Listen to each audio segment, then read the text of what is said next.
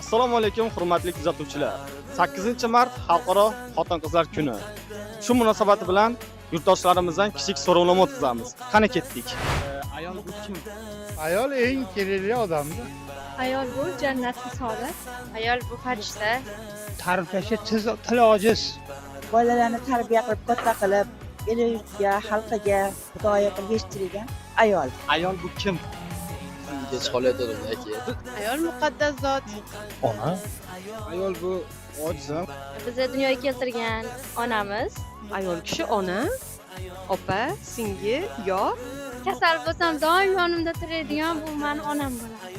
Bitta so'z bilan ta'riflab bo'lmaydi-da. Birinchi o'rinda onamiz keladi, birinchi o'rinda. Ayol bu mo'tabar inson. Ayol men uchun birinchi bo'lib ona. Ayol bu go'zallik. Jannatning bir ifori. Ayol ona, buvi, rafiqa, farzand. Dunyodagi barcha ayollarni chin qalbimizdan tabriklayman. Ayol bu kim? Fikrlaringizni izohda qoldiring. Sen baribir muqaddassan, muqaddas ayol.